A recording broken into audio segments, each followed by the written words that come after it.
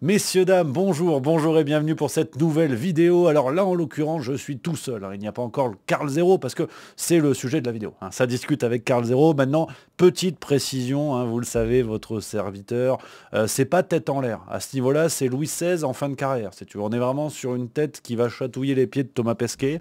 J'ai oublié de démarrer le micro sur les 4 premières minutes de l'interview. Ouais, j'étais là, j'étais content, j'étais dans le rendez-vous, sauf que vous allez le voir, on ne m'entend pas. Alors vous allez le voir, oui et non. Je vais essayer un truc quand même, parce que chers spectateurs, vous nous faites l'honneur d'être là. Je vais essayer un truc pour vous garantir le confort de visionnage. Je vais essayer un doublage sur ce que j'ai dit, parce que je n'ai pas parlé pendant 3 heures, donc ça doit le faire. Mais bon, ça va être façon la classe américaine. Donc le doublage va être incertain. Au pire, c'est cocasse. Au mieux, c'est bien fait, mais au moins, voilà, vous serez à l'aise et ça évite des coupes. On entend très bien Carl Zero, ne vous inquiétez surtout pas, mais voilà, petite précision d'ordre technique. J'espère que vous ne m'en voudrez pas. En même temps, vous connaissez le bonhomme. Bonne vidéo, les amis. Taisez-vous. Mais cet homme est ahurissant. Porte-parole du gouvernement. Ce que vous venez de faire, c'est super. Messieurs, dames, bonjour et bienvenue sur Juste Milieu pour un nouvel épisode de Ça discute avec un personnage que vous connaissez tous évidemment, c'est Carl Zero. Avant toute forme de discussion, cher Carl, comment vas-tu ? Écoute, ça va et je suis content de te voir, tu sais que je t'apprécie beaucoup, je suis ta chaîne et je suis un de tes fans. Bon, alors là, en l'occurrence, on va faire une version Director's Cut. Je suis très heureux d'entendre cela. J'allais partir sur une question et Carl Zero va me couper pour continuer sur ce propos. Est-ce que je peux t'interrompre pour te dire pourquoi je t'aime beaucoup? Parce que dans Juste Milieu, il y a Juste Milieu. Et on va être amené à en parler là par rapport à l'actualité de Sound of Freedom, etc. J'ai l'impression que c'est plus la droite ou l'extrême droite qui soutient Sound of Freedom et ça m'agace un peu. Et toi, tu es dans le juste milieu, donc je suis content. Alors là, j'essaie de partir dans une grande réflexion sociologique qui voudrait défendre l'idée que effectivement la censure soit passée à gauche malgré l'existence, par exemple, de la pensée Charlie ou autre, et désormais la liberté d'expression semble être à droite. Ça vaut ce que ça vaut comme réflexion. Très étrange. Je viens pas de là du tout et je suis forcé de constater qu'effectivement, ceux qui nous donnent la parole aujourd'hui, c'est plus ces gens-là. Bon, voilà. M'embête. Alors là, je reviens avec une question qui, si le micro avait marché, aurait été beaucoup trop longue. C'est mieux que je vous la résume comme ça. Je parle de la 10e revue, le 10e numéro de l'Envers des Affaires, la revue de Carl Zero, qui sort en kiosque avec des sujets divers et variés. Il y a l'orpaillage en Guyane, la viande in vitro. Il revient sur l'affaire Lola avec l'angle de la sorcellerie, des djinns, un angle qu'il avait déjà évoqué dans le 9e numéro en interviewant des gens autour de Dabiabé, celle qui a assassiné la petite Lola, notamment son ex-petite amie et 2 de ses sœurs. Et ces personnes-là qui d'elles-mêmes avaient évoqué l'aspect de la sorcellerie lié à la religion musulmane, un aspect certes qui est complexe, on y croit ou on n'y croit pas, mais Carl Zero, dans le 10e numéro, vient creuser ses réflexions et on s'engage sur cette discussion. Et absolument, c'était 3 témoins qui s'étaient manifestés, en fait, qui m'avaient écrit, et j'avais d'ailleurs pas réagi tout de suite, j'avais pas compris, j'avais pas et puis après, voilà, il y a eu cet article, et je sais que depuis, ils ont été réentendus par la police d'ailleurs, suite à leur déclaration dans l'Envers des Affaires, et que les policiers n'étaient pas très contents qu'ils se soient confiés à l'Envers des Affaires pour expliquer l'aspect, on va dire, mystique ou ésotérique qui voit pour ce meurtre de la pauvre petite Lola par Dabiabé. Pour cette question, je rebondis sur ce que dit Carl Zero et je lui demande s'il a de nouvelles informations concernant la situation de Dabiabé qui est actuellement dans une unité pour malades difficiles du côté de Villejuif. Une première expertise psychiatrique a eu lieu qui n'a pas permis de conclure à la folie ou autre qui aurait pu expliquer son acte. Une deuxième expertise est en cours actuellement dont on n'a pas les résultats et je demande à Carl Zero donc s'il a de nouvelles infos. Là encore, la question était bien trop longue dans la version originale. J'en profite pour vous remercier parce qu'après le micro va remarcher. Donc désolé pour cette connerie technique, c'est aussi ça l'esprit juste milieu. Je suis un incapable avec une chemise. Je vous embrasse, j'espère que ça vous aura au moins un petit peu fait marrer. Bonne vidéo. Non, elle est toujours placée dans cette unité pour malades difficiles. L'expertise psychiatrique, la première, n'a pas été contestée, il n'y en a pas eu d'autres. Elle est reconnue coupable de son geste. Sauf qu'elle n'a pas d'explication et j'ai vu que son père s'était exprimé dans les médias et disait que lui ça a été évidemment un choc effrayant. Le père, je parle pas de Dabiabé mais de la petite Lola, le père s'est exprimé, il a expliqué qu'il avait divorcé, qu'il avait été rattrapé par ses démons, qu'il s'était remis à boire. Enfin, il est un peu au bout du rouleau. Et à la question, mais pour quelle raison Dabiabé a tué Lola? Il dit, ça je le sais, mais je peux pas le dire. Alors je ne sais pas s'il a lu notre enquête, mais ce dont je me rends compte, c'est que l'omerta sur ce côté mystique de l'affaire continue. Donc il n'y a pas eu de retournement de situation depuis la sortie du numéro 9, et c'est pour ça que j'ai voulu chercher à approfondir cette chose extrêmement bizarre dont m'avaient parlé donc ses proches, son futur promis, on va dire, et puis ses deux sœurs, celle qui a été renvoyée en Algérie et celle qui est toujours en France, et qui me disait que elle avait, Dabiabé, énormément changé. À peu près 3 mois avant le drame, suite à la rencontre de personnages assez louches, assez étranges, qui l'emmenaient dans des sortes de cérémonies ou de messes noires où elle devait accomplir des rites, qu'il faut bien appeler des rites. Et donc tout ça me paraissait quand même très mystérieux. Il m'avait parlé de l'existence des djinns. N'étant pas musulman, je connaissais pas les djinns. Je me suis donc intéressé à ça. Et sur mon chemin, j'ai trouvé un cheikh donc dont c'est le métier. Il exerce ce qu'on appelle la roqya. C'est l'équivalent de l'exorcisme pour les chrétiens ou pour les catholiques. Je sais pas si les protestants en font ou les orthodoxes, mais enfin je pense que oui aussi, parce que finalement ce genre de problème peut arriver à quelle que soit la religion. Et donc ce monsieur, alors en fait ce qui m'a mis sur sa trace, c'est qu'il a publié une vidéo sur YouTube. Dont tu peux d'ailleurs mettre le lien si tu veux sur ta chaîne, qui est extrêmement étrange et où il demande à une dame qui est à ses côtés et qu'on appelle une capteuse, c'est-à-dire une médium, de rentrer en contact avec les personnes djinns qui ont influencé Dabia pour son crime. Donc on pourrait se tenir les côtes et mourir de rire, mais c'est pas le cas. Parce que ça pose réellement question. C'est-à-dire qu'on se rend compte alors après on peut y croire ou ne pas y croire, mais finalement peu importe. Ça montre que ce crime atroce a été commis sous emprise, sous influence par quelque chose. Alors ce quelque chose peut être les personnes qui ont emmené, simplement des humains, qui ont emmené Dabiabé dans ses cérémonies, dans ses rituels, et qui lui ont ordonné de commettre ce crime à des fins de sorcellerie, en réalité, pour récupérer du sang, puisque le sang joue un rôle très important dans ce genre d'affaires, ou ça peut être effectivement, si on y croit, les djinns qui par le biais de ces sorciers, sont venus, comment on pourrait dire, entourer la personne de Dabiabé et lui changer le mental comme quelqu'un de possédé. Voilà.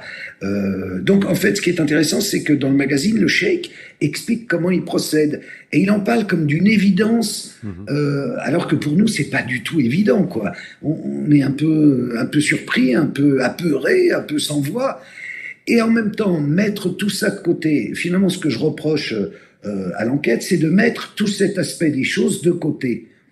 Je leur demande pas de se convertir à l'islam, je leur demande pas de croire au djinn, je leur demande de prendre en considération le fait que l'origine du drame, du crime, se trouve sans doute là. Voilà. Et ça, c'est très important parce que y a un rejet, évidemment, de la part de notre société qui est rationaliste, etc., de tout ce qui est d'ordre supranaturel ou surnaturel ou mystique. Or, ce sont des choses qui rentrent énormément en ligne de compte. Par exemple, le cheikh en question, il m'a raconté en off qu'il est contacté par des équipes de football, notamment en Afrique, beaucoup, de façon à faire gagner. Et alors les djinns réclament ceci ou cela, et il avait été contacté, il m'a raconté par, bon, je vais pas dire le pays parce que ça va créer des problèmes, mais au moment de la CAN, je crois que c'est la Coupe d'Afrique, et je suis pas spécialiste de football, mais donc une équipe d'un pays en vue lui a demandé de faire intervenir des djinns, et les djinns lui ont répondu, ah oui, mais ils ont déjà demandé la dernière fois, et on avait demandé 11 cadavres, on les a pas eus. Donc on est dans le délire, quoi. Et ça existe. Et c'est vrai qu'en Afrique noire, alors on appelle ça peut-être autrement, mais c'est la même chose. Il y a énormément de, alors je sais pas si c'est le vaudou, mais enfin ça joue, les sorciers, tout ça joue un rôle. Ça joue un rôle. Et on fait, nous, parce qu'on est rationaliste, comme si ça n'existait pas. Enfin, ça existe pour beaucoup plus de gens dans le monde que ça n'existe pas pour nous, Européens, Oui, Américains. et effectivement, en lien avec ce que tu dis par rapport au monde du football, on a eu récemment l'affaire Pogba et on sentait une vraie distance dans la presse parce qu'il voulait parler de cette histoire de contact avec un marabout qu'il aurait eu, à qui il aurait donné de l'argent. Et il y avait une distance où les médias en parlaient sans en parler parce qu'ils ne voulaient pas en rire, mais ils ne voulaient pas non plus prendre ça au sérieux. C'était très, très curieux de voir médiatiquement comment ça avait été traité. Et là, on se dirige un peu vers la même chose. Oui, là, bon, alors j'en ai pas fait état parce que moi je m'occupe pas de sport, mais il m'a raconté ça et j'étais extrêmement surpris.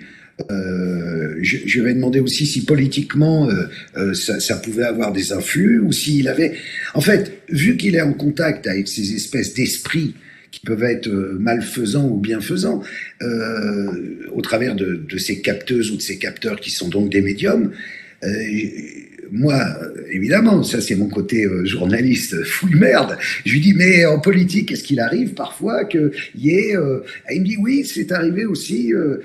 Et alors là, il s'est mis à me raconter une histoire sur Sarkozy, qu'en fait, que lui ont dit les djinns. Alors évidemment, c'est à prendre... Mais enfin, comme c'est assez marrant, je te le raconte. En fait, Sarkozy, souviens-toi, est intervenu très très vite pour arrêter la guerre en Géorgie quand voilà. Et en fait, ce qui s'est passé, selon donc le cheikh, c'est que il y avait eu ce que lui ont dit les djinns, il y avait eu l'idée chez Sarkozy qu'il allait vendre des armes aux Géorgiens. Et donc il est intervenu, mais il n'a pas pu vendre ses armes. Voilà ce qu'il m'a raconté. C'est quand même, on est dans un autre monde, quoi. Ouais. Mais écoute, pour moi, journaliste, c'est ça. C'est aller vers tout ce qui est un peu mystérieux, tout ce qu'on ne comprend pas, même si c'est pas notre culture, même si c'est pas notre univers. Il faut pas avoir d'œillères, il faut être ouvert, parce que c'est passionnant en même temps. C'est passionnant, voilà. Et parfois rigolo, comme cette histoire de la CAD ou de Sarko. C'est des petits... Voilà. Absolument. Mais c'est vrai que ça m'a fait tiquer en lisant la revue et l'article que tu y consacres, parce que tu évoques la piste d'un crime rituel sur fond d'emprise mystique, mais tu le disais tout à l'heure, effectivement, les enquêteurs ne retiennent pas vraiment cette option-là. Mais en même temps, comment la qualifier juridiquement? Parce que ce serait une forme d'irresponsabilité. Ça serait une forme d'irresponsabilité, oui, peut-être. Alors c'est peut-être pour ça qu'ils veulent pas en tenir compte. Est-ce qu'on peut assimiler ça? Non, puisque le psychiatre ne la juge pas folle. Ouais. Elle est en parfaite possession de ses moyens. Et elle-même n'est pas capable d'expliquer ce qui lui a pris. Enfin, elle est capable, elle le dit dans le numéro précédent, elle le disait à ses sœurs. Elle disait, je sais plus comment on l'appelait dans le journal, on voulait pas dire son vrai nom, on l'appelait Farouk, mais c'est la faute à Farouk, c'est la faute à Farouk. Quand elle dit c'est la faute à Farouk, Farouk, il n'était pas là au moment du crime. Donc, c'est comment la faute à Farouk? Voilà. Alors, ce que j'espère toujours, c'est que à partir du moment où elle dit ça, et ça, elle l'a dit aux enquêteurs, et ils ont enquêté sur ce Farouk. Mais je n'en sais rien. Eux, ils veulent rien dire, les flics. Ouais, il y a un vide qui continue et aujourd'hui, donc on en reparlera. On aura, j'espère, le plaisir de te recevoir à nouveau sur Juste Milieu. Pour l'instant, il n'y a pas de procès en vue. Il y a toujours Dabiabé qui est donc dans ce service. Il n'y a pas de procès pour l'instant. Non, il n'y a rien du tout. Rien du tout. Il pourrait y en avoir un ou c'est... Ah, il y aura forcément. Ouais. Forcément. Il y aura forcément un jour un procès. Mais ne serait-ce que pour la déclarer folle. Mais pour l'instant, on n'en prend pas le chemin. C'est absolument sidérant. Et cette affaire-là, hein, l'aspect que tu évoques sur l'aspect des djinns, effectivement, est un aspect qui était revenu à plusieurs reprises, comme un autre aspect, on en avait parlé déjà il y a quelques semaines dans notre premier échange, sur la présence ou non de personnes dans l'appartement ou d'Abiabé, donc l'appartement de sa sœur, parce que c'est vrai qu'on a ce que tu racontes, hein, étape par étape morbide évidemment, où il y a cet assassinat et on retrouve l'appartement nickel, à tel point que sa sœur ne se rend même pas compte de ce qui a pu se passer dans l'appartement. Donc on peut légitimement suspecter la présence d'une ou d'autres personnes avec Dabiabé au moment de l'assassinat, ce qui, pour certaines personnes, validerait la théorie du trafic d'enfants ou du trafic d'organes, ce que tu évoques aussi dans l'envers des affaires, ce drame international, et là que tu exposes vraiment comme une enquête, enfin même pas comme une enquête, en fait, les chiffres des ONG, des instances internationales qui sont donnés, et ce trafic d'enfants, en fait, qui, tu vois le lien avec Sound of Freedom, on va y aller, qui est passé complètement sous silence, malgré une ampleur telle que les instances internationales donnent des chiffres absolument sidérants. Oui, mais elles se contentent de donner des chiffres sidérants et elles n'agissent pas réellement. C'est un peu ce que, quand De Gaulle parlait de l'ONU, il disait le machin. Ce sont des machins, ce sont des superstructures qui sont au courant des choses, les chiffres se recoupent, mais il n'y a pas de... C'est comme... Ah, tu me diras, c'est pareil pour le trafic de drogue. On sait que ça existe, on essaie de lutter contre, on fait de belles saisies de temps en temps, histoire de montrer aux gens qu'on travaille, mais d'une certaine façon, on laisse faire, parce que c'est... Alors, concernant la drogue, c'est une économie parallèle qui peut aussi venir en aide à l'économie régulière. C'est arrivé en 2008, hein. Chacun se souvient que c'est l'argent des narcos qui a renfloué les banques et qui manquait de liquide. Et ça leur a permis aux narcos de blanchir énormément d'argent. Alors, sur le trafic d'enfants, ça concerne quand même 2 millions d'enfants. C'est beaucoup, 2 millions d'enfants. Alors, il n'y a pas que le trafic sexuel, comme dans Sound of Freedom. Il y a évidemment les organes, il y a évidemment le travail forcé, il y a aussi l'adoption, l'adoption pas régulière, on va dire. Il y a plein de tentacules, quoi, à cette hydre. Mais dont d'ailleurs c'est pas des tentacules, une hydre, ce sont des têtes. Donc à cette pieuvre, il y a beaucoup de... Et c'est vrai qu'on n'agit pas beaucoup. Et donc Sound of Freedom arrive non pas comme un cheveu sur la soupe, mais comme un réveil pour dire aux gens, mais rendez-vous compte, quoi. Voilà dans quel monde on vit. Des gens se font des profits inimaginables en trafiquant des enfants et on ne fait rien. Alors la réponse toujours, c'est de dire ouais, mais c'est loin, mais c'est pas vrai que c'est loin. Ça se passe en ce moment là, en Ukraine, en Europe de l'Est, et ça arrive sur la France, bien sûr. L'Allemagne, beaucoup en Allemagne. Et justement, d'ailleurs, on le voit. Je sais pas si les gens ont vu ce film incroyable qui est un peu comme Sound of Freedom, mais en beaucoup plus dur, parce que c'est un documentaire qui s'appelle The Eye of the Devil, et sur ma chaîne YouTube que j'ai mis, il vient de Carl Zero TV, qui est ma plateforme, qui coûte 5 € par mois, où je mets l'essentiel de ce qui existe concernant la pédocriminalité, et ce sont des films que j'achète, hein, j'achète les droits de diffusion, et que je traduis, etc. Mais pour donner un exemple, j'ai mis en ligne gratuitement sur YouTube, sur Carl Zero Absolu, ce film-là, il faut le regarder. Donc il s'agit en fait d'un homme qui est donc réalisateur et journaliste, et il va essayer de convaincre une jeune femme qui va accoucher de ne pas vendre son bébé à des trafiquants. Parce qu'elle n'en veut pas, mais au lieu d'avoir avorté, elle a gardé le bébé de façon à le vendre parce qu'elle espère en tirer 30 ou 50 000 €. Et ce qui est très intéressant, c'est que le réalisateur rencontre les trafiquants qui expliquent ce qui va advenir du bébé une fois qu'il sera né et vendu. Et donc là, on comprend mieux le trafic d'enfants parce qu'on a un exemple sous les yeux. Et c'est dans la réalité. Donc, il va être envoyé dans une filière sexuelle. Donc, il parle carrément de bordel pour bébés en Allemagne. Je veux dire, c'est pas les bébés les consommateurs. C'est les proies sont les bébés. Ce qui est quand même... c'est horrible, quoi. Et après quelques années, quand ils sont un plus fatigués, on va dire, ils seront pour les organes, ces enfants. Voilà. Et donc, c'est toute l'histoire. Il faut absolument regarder ce film parce qu'il est très, très, dans un genre très différent de Sound of Freedom, qui lui n'est pas un film dur d'ailleurs. Ça, ce que je vous dis, c'est dur. Et Sound of Freedom, c'est un film de facture hollywoodienne. Il faut aller voir, d'abord parce que c'est un bon spectacle, comme une série, je sais pas, Amazon ou Netflix, mais surtout parce que il a eu tellement de critiques aux États-Unis, mais maintenant en France, où on se fait défoncer de partout. Moi, alors, je suis carrément monomaniaque et obsessionnel sur la pédocriminalité, mais il faut arrêter. Ça existe. C'est une cause pour laquelle il faut se battre, détruire, éradiquer la pédocriminalité. Et moi, alors du coup, évidemment, complotiste, machin, et mon cul sur la commode. Moi, à la limite, j'en ai rien à foutre, hein, ils disent ce qu'ils veulent. Mais ça existe. Et le fait d'aller voir ce film aujourd'hui, qui est en salle, et ça n'a pas été facile de le sortir, et il est dans des petites salles qui sont loin de chez vous, faut prendre la voiture, faut y aller. C'est très important. Parce que c'est une façon de dire à tous ceux qui disent ça n'existe pas, cachons ça sous le boisseau, ça existe. On s'en rend compte, nous, le grand public, nous, les gens. Et la réponse des gens aux médias. ce film. Les tractations pour faire diffuser ce film en France, ça a été compliqué. Est-ce que tu peux nous parler un petit peu des coulisses? Parce qu'on parle aussi de la société Sage, c'est ça qui va distribuer en France. On a vu des critiques, c'est ce que tu dis, hein, dans les médias, je résume un petit peu. C'est devenu d'ailleurs tellement caricatural que le journal du dimanche, alors officine néo-nazi d'extrême droite depuis l'arrivée de Geoffrey Lejeune, mais ça c'est un autre débat. Même le JDD a fait un article dans l'édition du 12 novembre en disant, attendez, les médias vont peut-être un peu loin en défonçant ce film, en disant c'est complotiste. Certes, on aime ou pas le film, mais il y a un emballement qui est problématique et qui va avoir l'effet inverse de donner envie aux gens.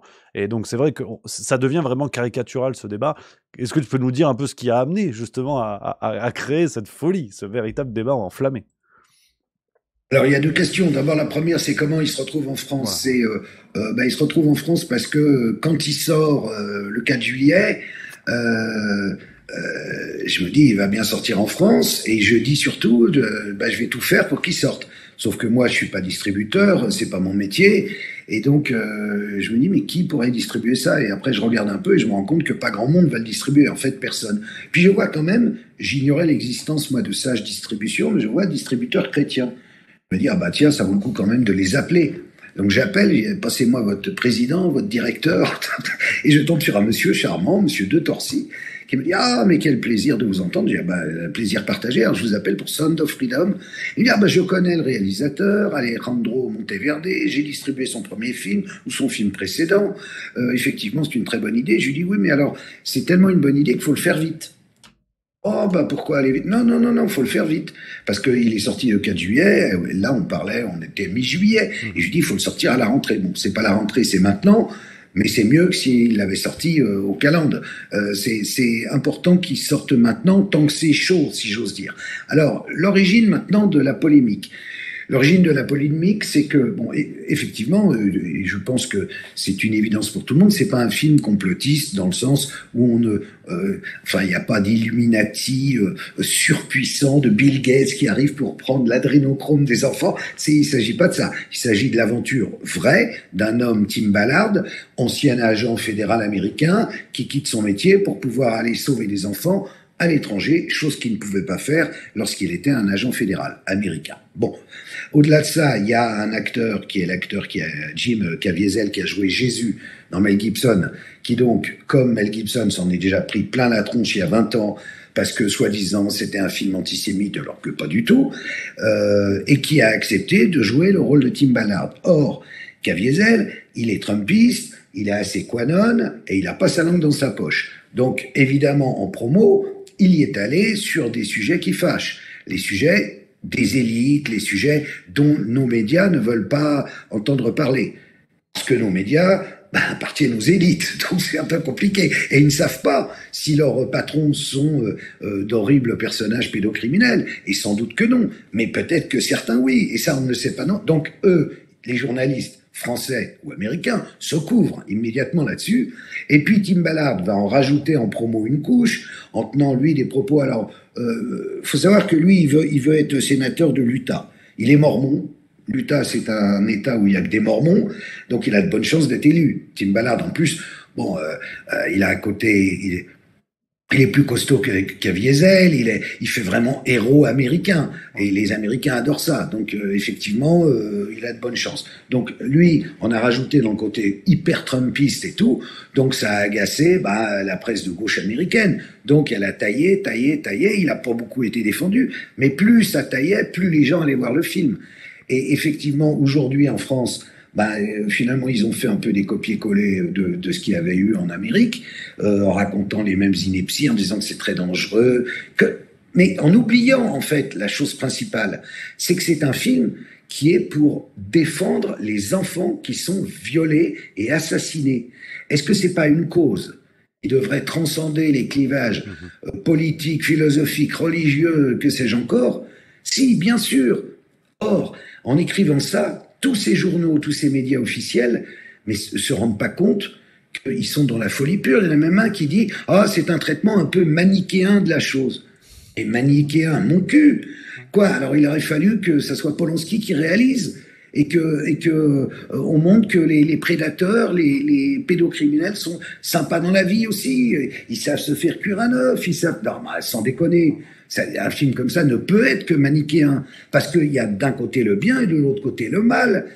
Et pour ces médias-là, ah non, peut-être que pas, peut-être que finalement, peut-être c'est pas si mal que ça. Et donc là, ça fait repenser toute la campagne qu'il y avait dans les années fin 70, début 80, notamment par Libération, qui est le premier à conchier Sound of Freedom pour légaliser la pédophilie, comme il disait à l'époque, avec leur gloire, comme Bandit, Matzneff, etc. On va pas réexpliquer, les gens sont parfaitement conscients de ça.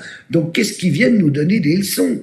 Donc c'est pour ça que j'encourage les gens à aller voir le film, même pour les faire chier. Et en plus, avec un hasard cruel dans nos salles obscures en France, parce que dans le même temps, on a eu le film, enfin juste un petit peu avant, l'adaptation du livre Le Consentement de Vanessa Springora, absolument, adapté au cinéma, où Matzneff devient un personnage de cinéma. C'est quand même sidérant, quoi. Mais qui a fait un bon succès, et ce qui était très intéressant, je sais pas si tu as eu l'occasion de le voir, c'était les gosses qui, sortant du film, les ados, filmaient leurs réactions, qui étaient sans mots. Bien souvent, ils étaient effrayés de ce qu'ils venaient de voir parce qu'ils ignoraient que ça pouvait exister. Donc, dire ce qu'on veut, le film a quand même cette utilité-là. Après, il sort pas grandi, Matzneff, du film. Oui, fort heureusement, mais c'est vrai que, oui, c'est ce que tu dis, il y a eu cette vague sur TikTok, je crois notamment, de jeunes ados qui allaient le voir et qui ont contribué d'ailleurs, parce qu'au départ, et ça démarrait assez mal dans les salles, paraît-il, en termes d'entrée, et c'est vraiment ce phénomène TikTok qui a contribué à ce qu'il est, je crois, 200 000 entrées ou quelque chose comme ça, il me semble. Ouais, je sais pas très bien, ça en fait, c'est pas mon métier, le cinéma, mais bon, là... Non, enfin, je dis ça, ça l'a été. J'ai quand même eu un César. Hein, oui, c'est vrai. Pour la parenthèse, tu as fait partie de mes vacances. J'ai lu Karl Zero balance tout, j'ai lu ton livre dans mes dernières vacances. Donc je sais tout ça maintenant. Attention. Je peux te fact-checker toi-même. Attention maintenant. Mais c'est vrai que voilà. Une fois que j'oublie. Pour revenir à Sound of Freedom, donc le film, on le redit, hein, depuis le 15 novembre dans les salles. Tu disais tout à l'heure que c'était dans des salles qui étaient assez éloignées des grandes villes, donc on l'imagine. C'est quoi? C'est par rapport à la société de production qui n'a pas la taille pour avoir les grosses salles, ou tu as eu des refus? Ça a été un parcours du combattant aussi? Non, c'est les grands groupes qui ont les grosses salles sur Paris ont refusé. C'est tout. Sur Paris, pardon, sur la France, sur les grandes villes. Ce qui fait que c'est toujours dans des bourgs, dans des banlieues, dans des villages, Là, ce sont des petits exploitants courageux qui ont envie de montrer ce film et qui, on l'espère, vont avoir des salles pleines, ce qui permettra d'avoir de plus en plus de salles aux États-Unis. Le film, toute proportion gardée, hein, il a commencé dans 1500 salles pour terminer à 30 000 salles. Là, il commence dans un peu plus de 200, ce qui est déjà pas mal, parce qu'il y a quelques jours, on parlait de 40 salles. Donc, il y en a quand même qui se sont réveillés, mais on n'est pas... C'est vrai que à Paris, par exemple, il y a, je crois, 3 salles. Donc, c'est très, très peu. Et quand je dis Paris, c'est un grand, grand Paris. Hein. Donc, il faut que les gens y aillent. C'est militant d'aller voir ce film.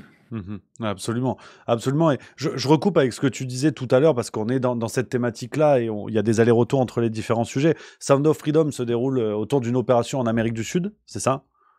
Oui, en Colombie, oui, absolument. En Colombie. Et tu parlais tout à l'heure de l'Ukraine, donc je reviens avec l'actualité parce que il y a eu des échos concernant la situation en Ukraine, concernant les enfants, la situation des enfants en Ukraine depuis le déclenchement du conflit il y a un peu plus d'1 an maintenant.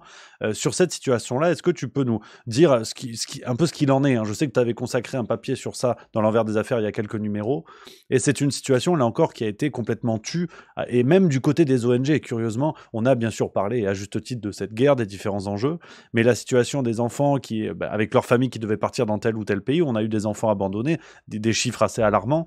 Qu'est-ce qu'il en est vraiment? Qu'est-ce qui s'est passé sur cette question des enfants en Ukraine? Alors, bon, il s'est passé que l'Ukraine, déjà dans les rapports, que ce soit publiés par Interpol ou par l'OIT, l'Organisation internationale du travail, qui s'intéresse beaucoup au trafic humain et donc au trafic d'enfants, apparaissait depuis bien avant la guerre le fait que l'Ukraine était un petit peu on va dire, une terre d'accueil pour les pédocriminels qui venaient y rapter des enfants ou en acheter à la naissance, comme je te décrivais dans le film Eyes of the Devil. Donc tout ça, il y avait un fond déjà un peu malsain concernant l'Ukraine. Ensuite de quoi, il y a eu la guerre, et là, il s'est passé plusieurs choses concomitamment, comme on dit. D'abord, il y a eu le fait que Zelensky a dit, bon, bah, les femmes et les enfants, vous partez, et les hommes, ils restent tous là pour aller faire la guerre. Ok ? Donc, les femmes et les enfants sont partis avec les moyens du bord, en voiture, en train. On se souvient de queues de voitures qui n'en finissaient pas pour essayer de passer des frontières. Et puis, il y a des enfants qui sont partis tout seuls parce que la maman ne pouvait pas les accompagner. Et puis, chemin faisant, bah, il y a des enfants qui se sont perdus. Aux frontières, il y a eu des enfants récupérés par des gangs spécialisés qui peuvent être roumains, qui peuvent être bulgares. C'est essentiellement les deux nations, si j'ose dire, spécialisées là-dedans, où il y a des bandits, en tout cas spécialisés dans la traite des enfants.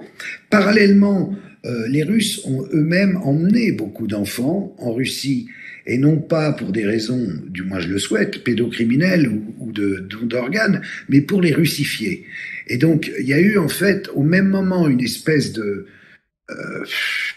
comment on pourrait dire, de double cause qui a créé un flou artistique autour des enfants, de leur devenir, de qu'est-ce qui se passait réellement.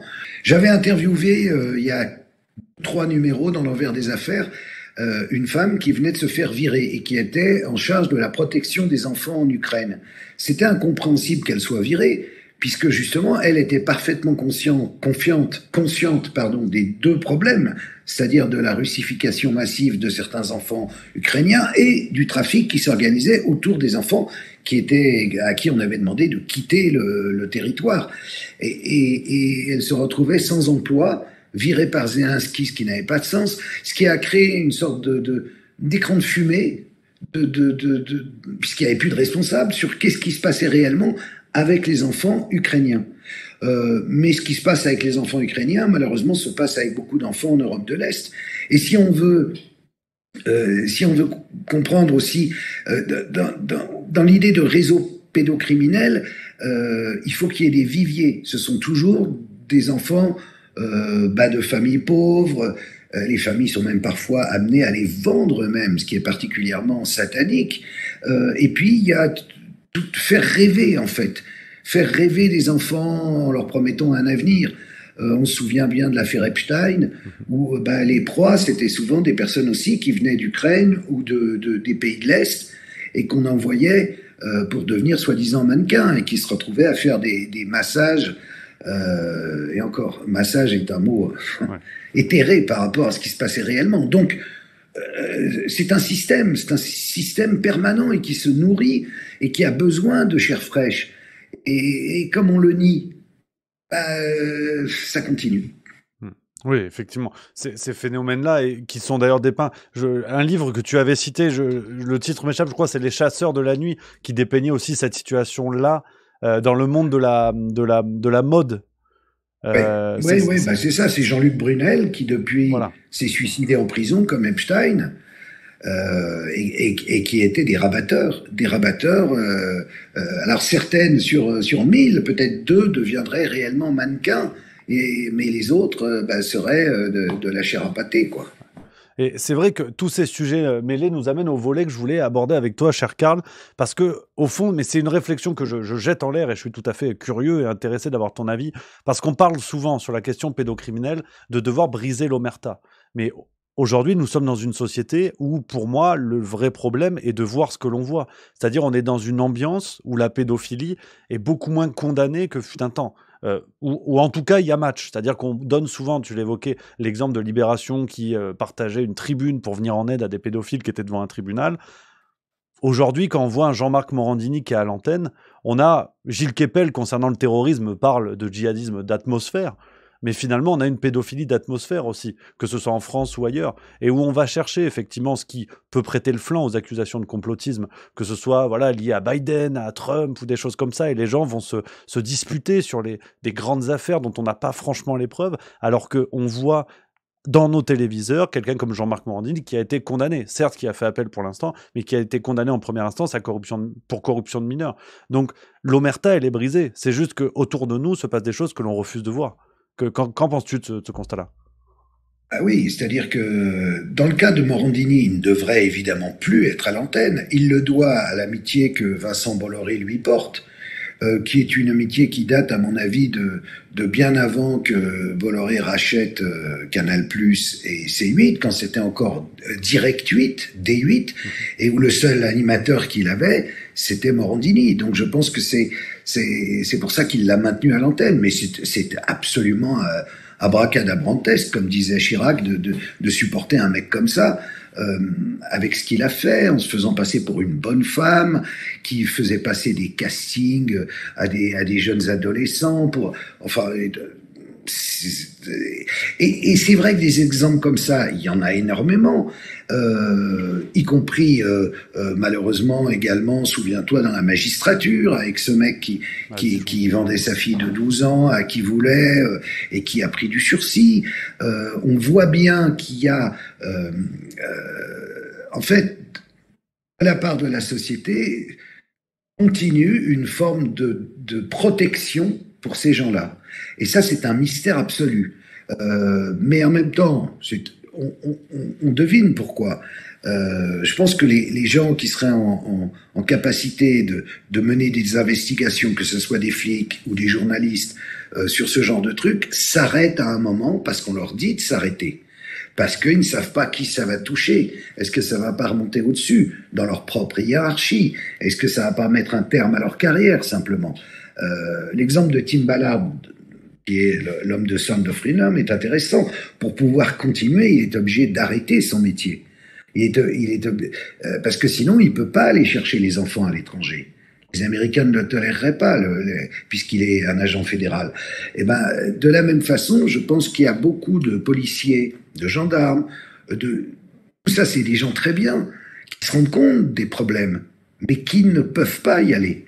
Et là, c'est vrai que la société doit faire un gros effort sur elle-même, et ce gros effort, il faut qu'il y ait des signaux qui viennent d'en haut. C'est-à-dire, ok, vous pouvez y aller, mais ce signal, il ne vient jamais. Le simple fait qu'on ait mis Dupond-Moretti à la justice est un mauvais signal. C'est l'homme qui, à outreau, a fait passer les enfants victimes pour des menteurs et qui a conduit à ce qu'aujourd'hui la parole de l'enfant ne soit plus prise en compte par les juges, qui ont peur de se retrouver dans le rôle du pauvre juge Burgot, qui a été médiatiquement et judiciairement éliminé. Tout ça parce qu'il avait cru à la parole des enfants. Et on a retourné l'affaire et ça a conduit à la situation dans laquelle on est aujourd'hui. Et cette situation-là, c'est celle-là qu'il faut changer. C'est pour ça aussi qu'il faut soutenir le combat du juge Durand et de son comité, même si ça fait un peu, on dira toujours des comités, mais la Civise qui doit être supprimée fin décembre, c'est important de la défendre. Et là, je dois dire que Libération a fait sa une là-dessus. Oui, avec mon camarade Arnaud Gallet, qui explique pourquoi il faut que la Civise continue, que ces préconisations sont utiles. Donc, pour une fois que Libé fait un bon travail, là au moins. Alors après, bon, c'est parce que je pense aussi que nous, on est un peu plus excités. Quand je dis nous, ça veut dire ceux qui luttent contre le fléau pédocriminel sur les réseaux sociaux, dans les médias parallèles. On est moins présentable que le juge Durand. Donc peut-être c'est pour ça que Libération va donner plus la parole à cette... Mais au moins, elle existe. S'ils n'en font rien, alors là, ça sera... S'ils ne tiennent pas compte des 20 préconisations qu'ils vont publier le 20 novembre, et s'ils suppriment la Civise, alors là, c'est vraiment la preuve qu'ils se foutent de notre gueule. Donc c'est vrai que tu lançais en l'air, mais ta parole n'est pas en l'air. Elle est gravée dans le marbre, en réalité. En France, pour l'instant, tout est gelé. On protège, on laisse les gens faire. C'est une honte. Et c'est d'ailleurs pour ça, bon, je sais pas si tu as peut-être pas eu le temps de voir, mais fort de tout ça, recevant beaucoup d'appels au secours, en fait, notamment de mamans qui sont désenfantées parce que leur enfant leur a dit papa me fait ci, papa me fait ça, et donc elles ont voulu réagir, et elles se retrouvent finalement soit l'affaire est classée, soit dans les cas les plus graves, elles fuient à l'étranger et elles sont poursuivies et parfois rattrapées et mises en prison, etc. Et à force de recevoir des appels comme ça et de les transmettre aux quelques avocats que je connaissais, je me suis dit, il faut créer vraiment un collectif d'avocats, ça sera la mission, qui aidera ces personnes et qui fera en sorte que les affaires de pédocriminalité aillent à leur terme face à une justice assez frileuse, des magistrats assez angoissés, assez sur la retenue, qui en plus font appel à des théories complètement éculées comme le syndrome d'aliénation parentale, dont il a été démontré qu'il n'existait pas, qui consiste à dire que c'est la mère qui a mis dans la tête de l'enfant le fait que le père le viole. Tout ça, il y a encore une telle résistance que je me dis, c'est bien si on a tout un collectif qui est là pour ça et qui intervient de façon rapide sur les cas évidemment sérieux. Il y a un tri, on a créé une association pour ça, avec des permanentes qui vont gérer les demandes et les transmettre aux avocats qui vont être qui sont d'ailleurs, puisqu'on en a déjà 32, qui sont dans toute la France, pour défendre ces personnes-là. Et on fera également des appels aux dons. C'est à but non lucratif, hein, c'est évidemment pour payer ces permanentes et pour aider aussi dans les cas où les personnes n'ont pas assez, n'ont pas d'aide juridictionnelle ou n'ont pas assez d'argent pour pouvoir payer les honoraires des avocats. Voilà. Et aujourd'hui, moi, par exemple, les bénéfices de ma chaîne, carlzero.tv, là, on va être en fin de première année, je les donnerai à l'association pour que les avocats puissent aider des mamans en détresse. Bon, on met le lien, bien évidemment, de ce comité en dessous, hein, de ce groupe, dans la description de la vidéo, évidemment. Aujourd'hui, tu es déjà en contact avec plusieurs avocats dans tout le pays, c'est ça? 32, absolument. Ça fait 6 mois qu'on monte ça. On a commencé extrêmement discrètement, sans parler de moi, parce qu'on voulait pas attirer des gens qui voudraient apparaître ou faire je sais pas quoi, tu vois. Juste en disant, voilà le problème. On constate que, et on a besoin de vous. Si vous êtes un avocat d'aide à la famille ou pénaliste, et que vous avez envie de consacrer du temps à ces affaires-là avec nous, rejoignez-nous. Et on a commencé par 10, puis 20, et je te dis maintenant, on en est à un peu plus de 30.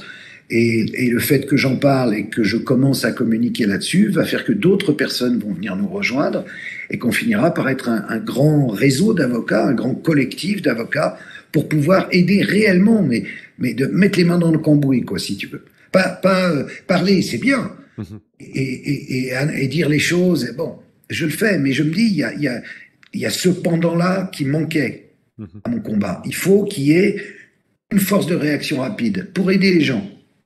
L'appel est lancé et merci à toi pour cette initiative.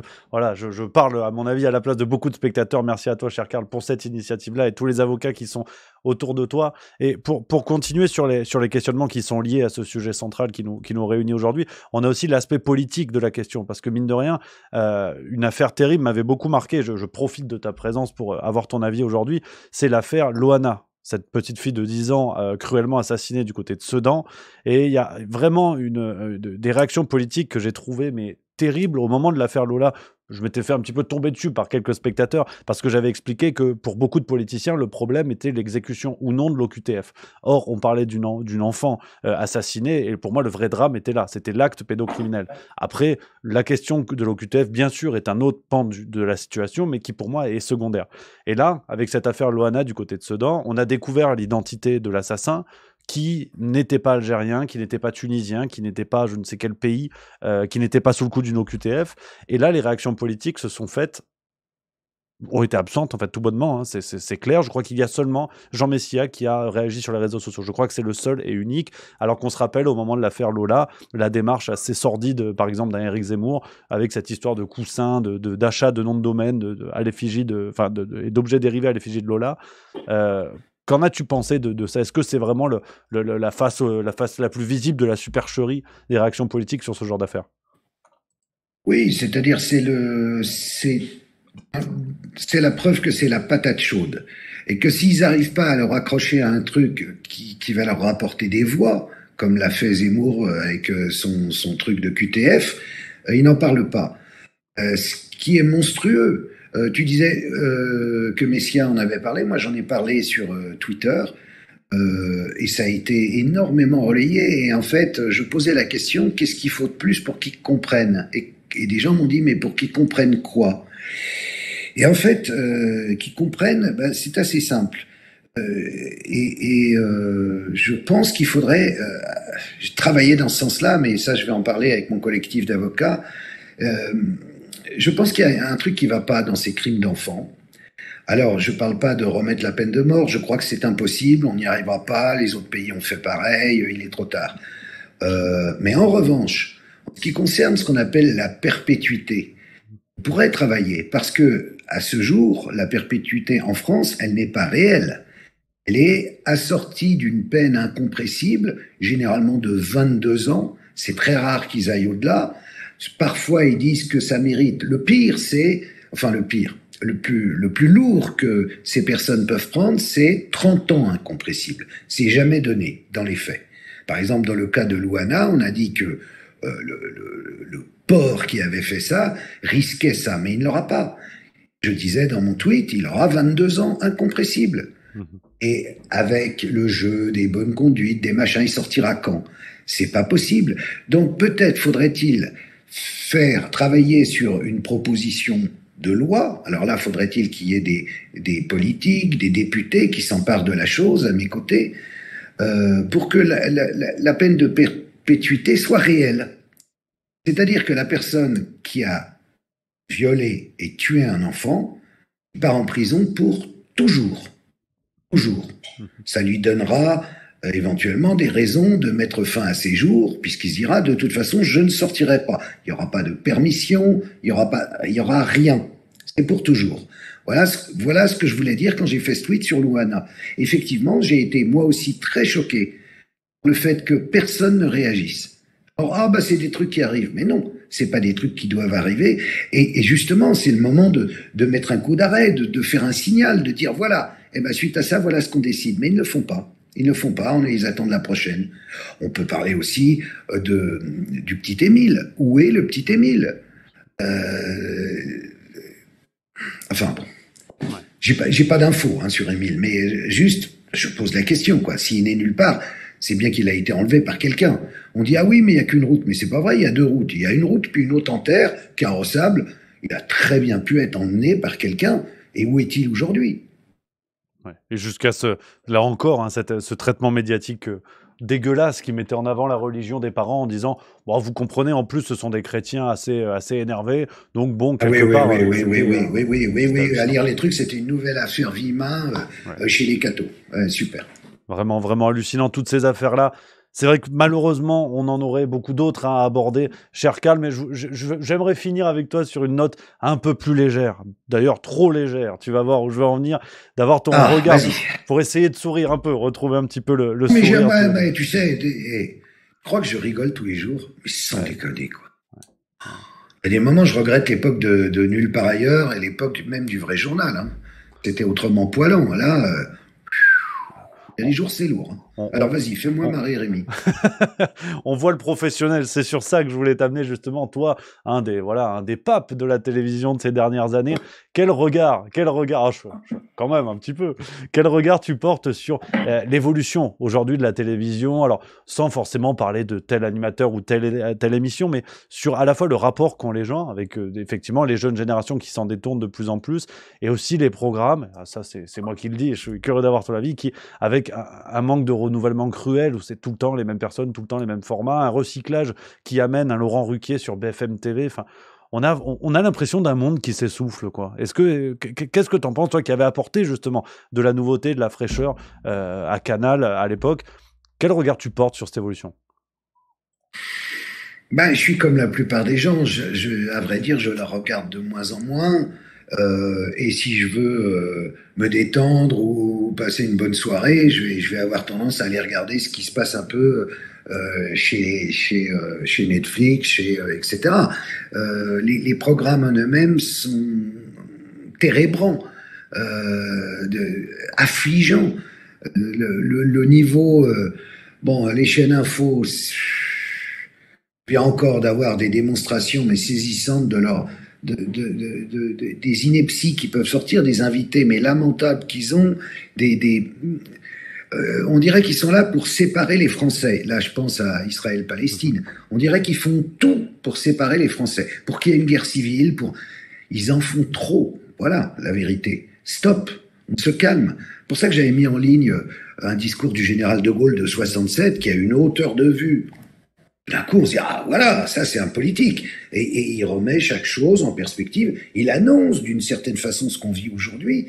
Il a une hauteur de vue qui fait cruellement défaut à tout ce qu'on peut entendre aujourd'hui. Le niveau a horriblement baissé. Et je dis pas ça parce que c'était mieux avant et parce que je suis vieux. C'était mieux avant. J'y peux rien. On pouvait se marrer, on pouvait... Bon, si on parle de trucs drôles, je n'en vois plus aucun. Franchement, je cherche. Si on parle d'information, je n'en vois pas non plus parce que je considère que... pour être honnête, si, parfois, je dirais, il y a parfois des documentaires qui sont bien faits. Arte, parfois sur LCP, parfois, il faut les chercher, hein, c'est pas le premier truc qui te saute à la gueule quand tu allumes ta télé. En fait, faut chercher, voilà. Et comme il y a une telle offre maintenant sur le net, je pense que les gens petit à petit se déshabituent. Mais c'est bien, ils étaient drogués, ils sont en sevrage. Ils arrêtent de regarder et ils ont raison. Comme disaient les Guignols, vous pouvez éteindre la télé, et c'était vrai. Vous pouvez éteindre la télé, ça c'est clair. Bon, alors on s'est marré, mais pas assez, quoi. Il faudrait qu'on se marre vraiment. J'ai besoin de me marrer. et toi, si demain, t'avais l'idée, t'avais une nouvelle idée, tu souhaiterais retourner sur un format télévisuel classique ou par exemple aller sur Twitch ou sur YouTube en allant vraiment sur les nouveaux canaux? Ouais, peut-être. De toute façon, je pense que ça va finir comme ça. Pas à la télé, parce que la télé, je pense déjà. Attends, ils sortent les gousses d'ail. Si je passe la porte, ils font oh là là, voilà Nosferatu, il est complotiste, il est méchant, il nous fait peur, il est très bizarre. Non, ça, je pense que ça c'est mort. En revanche, oui, un peu à la façon de l'autre là sur X, Tucker Carlson, machin. Il y a peut-être quelque chose à faire. Oui, bien sûr. Bien sûr, et vous pourrez un peu rigoler aussi, ça serait pas mal. Mais écoute, bon, pour l'instant, chaque chose suivant son temps. Là, je sors le magazine, je mets des programmes nouveaux toutes les semaines sur carlzero.tv et je participe au lancement de ce collectif d'avocats qui répond à une vraie demande de la part de vrais gens. Ce qui est important, c'est de s'occuper des vrais gens. C'est pas de vouloir montrer sa gueule à la télé. J'ai passé l'âge. Absolument. Pas de retour à la musique prévu pour l'instant? Cette histoire incroyable que j'ai découverte dans ton livre. Ouais, la musique, non, j'adore, mais c'est vraiment un hobby. Si, pourquoi pas, j'adore ça, moi. Mais c'est pour déconner. C'est le Carl Zero qui s'amuse un peu, qui se détend. Il chante du cha-cha, du reggae. Ah ben tu vois, on aura fini sur un rire. Finalement, j'ai pas menti. Ouais, t'as raison. J'ai tenu ma promesse de campagne, cher Carl. Ouais. Merci Rémi, tu m'as fait rire. Ah ben voilà, c'est gagné, cher Carl. Un immense merci d'avoir été sur Juste Milieu. Quand tu veux, j'adore. J'aime tout, même la plante verte derrière toi, je l'aime. Ah, c'est une vraie Ikea, j'arrose tous les matins, alors attention. Ça déconne pas. Merci beaucoup, Carl Zero. Donc, vous le savez, chers spectateurs, hein, vous pouvez retrouver Carl et son équipe dans l'envers des affaires, le 10e numéro qui vient tout juste de sortir. C'est Sound of Freedom dans les salles et Carl Zero TV. Voilà, je crois qu'on a fait le tour. Et bien sûr, ce collectif d'avocats, lien en description. On a tout dit? Justicepourlenfance.org. Merci beaucoup. Merci à toi, Rémi, et à très bientôt. Avec plaisir. À très bientôt, cher Carl et chers spectateurs. On se retrouve très bientôt. Prenez soin de vous.